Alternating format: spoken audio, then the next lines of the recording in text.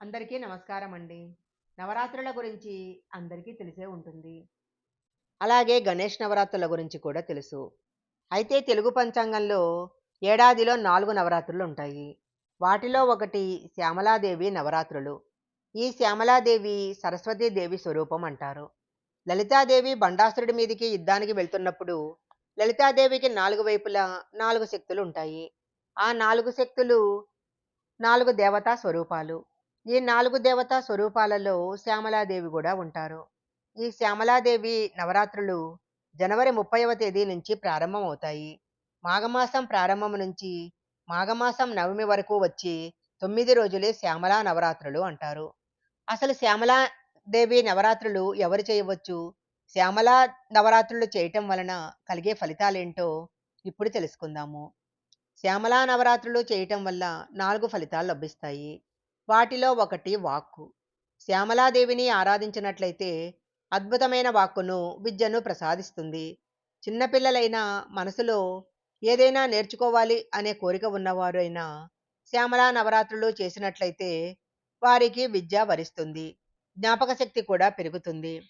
ఉద్యోగాలు కావాలనుకునేవారు, ఉన్నతమైన పదవులు పొందాలనుకునేవారు శ్యామలాదేవిని పూజించినట్లయితే ఆ తల్లి అనుగ్రహంతో అన్నీ సమకూరుతాయి. వశీకరణ అనే మాట అందరూ వినే ఉంటారు. వశీకరణ అంటే ఆకర్షించే శక్తి అని అర్థము. శ్యామలా నవరాత్రులు చేసినట్లయితే వశీకరణ శక్తి లభిస్తుంది.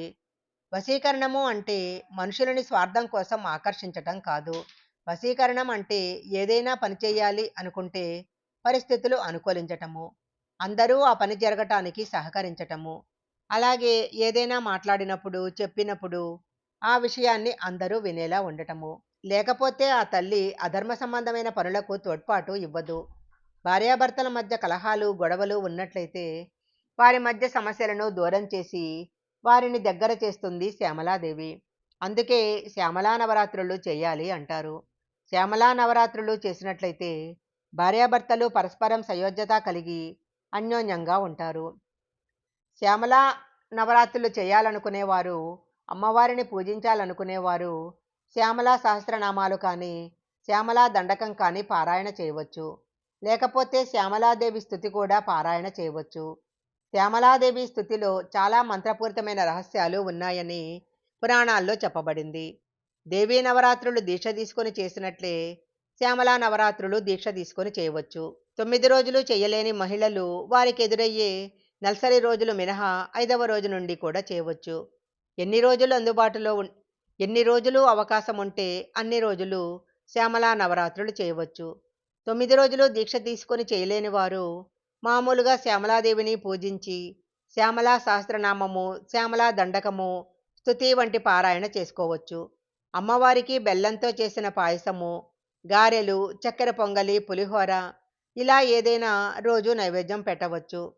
చిన్నపిల్లల నుంచి వివాహమైన మహిళల వరకు ఎవరైనా శ్యామలా నవరాత్రులు చేసుకోవచ్చు.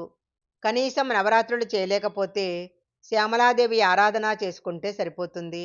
శ్యామలా దండకము, శ్యామలా స్తుతి వంటివి ప్రతిరోజు దేవుడి పూజా సమయంలో చదువుకోవచ్చు. ఈ వీడియో గనక మీకు నచ్చినట్లయితే లైక్ చేయండి, షేర్ చేయండి. ఇలాంటి మరిన్ని వీడియోల కోసం మా ఛానల్ సబ్స్క్రైబ్ చేసుకోండి.